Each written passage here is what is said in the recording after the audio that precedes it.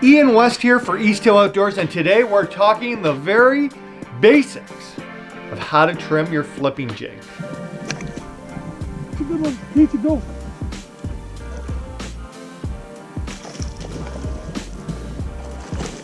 Needs to go. Needs to go. Oh, go. That is how we need to start out the day. Casey's excited. I'm excited. Oh, we found something here.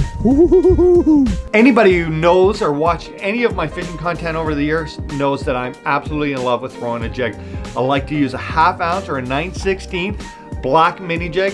If you went into my boat and you looked at my flipping jig box, 90% of the jigs I own are going to be this one right here. There is an absolute ton of discussion about flipping jig colors, sizes, brands. Easthill's got them all. We have a great selection of flipping jigs. Just myself personally, I like to throw a black jig because we have a lot of bluegill up here, and sometimes in desperate situations, I will change the black jig to a brown jig. Now, when you get a flipping jig brand new out of the package like this one, the first thing I like to do is trim down the weed guard. If you can see that right there, that is the part that stops this from getting weeds on it. But it also makes it a little difficult sometimes to hook a fish. So, other than in situations where I'm flipping trees, the first thing is I'm going to do is I'm going to take about 3/4 of that jig skirt and simply cut it off. Boom, gone. It's probably a little hard to see, but you guys, I'll talk you through this. So even if you can't see it perfectly, you're gonna be able to do it at home.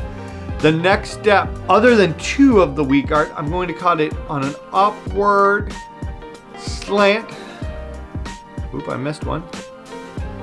For when I'm done, I've got basically 2 of the original weed guards covering the hook, and the majority of it is now gone. This will make it so much easier to hook fish. The only problem when fishing this in heavy trees, it's gonna get snagged up a lot more. But you're gonna lose some bait. You wanna catch big largemouth, you're gonna lose some bait. The next step, I have 2 different trailers here. This trailer I'm going to use when I'm going to swim my jig, swim it back to the boat, pop it. If I'm flipping trees or deep weed where I want my jig to fall directly into the hole, like straight down. With this, these legs are gonna kick so much that it'll fall kind of on an angle. A chunk like this is gonna fall straight down. So straight down, straight up. This is better. It's got a little more kick in it, a little more vibration. It's better for swimming, moving, cover and walk. So the first thing you gotta do, most of these come too long for a trailer. Bite it off, spit it out. Slide it on to the shank of your hook. Push it way up there. Now, as you can see, we've got some black covering the legs. So the other thing I want to do to my jig is trim up some of this skirt. The less skirt, the quicker it's going to fall, and the smaller profile it's going to have when that big bass sees it.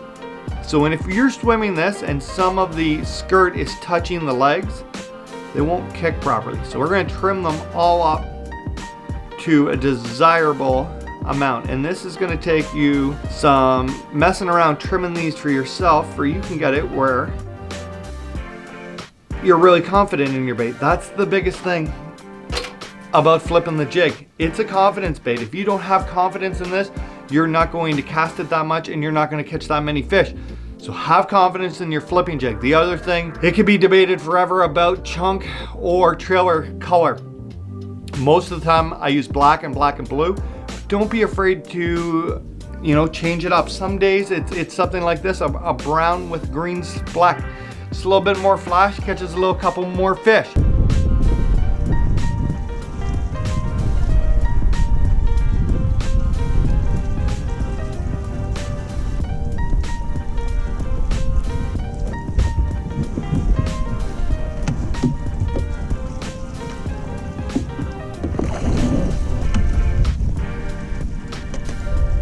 It's coming together now. There is another beauty smallmouth swimming the jig. Oh, I love this lake. Remember, Easthill Outdoors has a ton of selection of flipping jigs down to the store. If you come on down, I'm sure that I'll be at the store and I'll be more than happy to talk and explain everything I know about flipping jigs. So come on down to Easthill Outdoors and we'll see you there.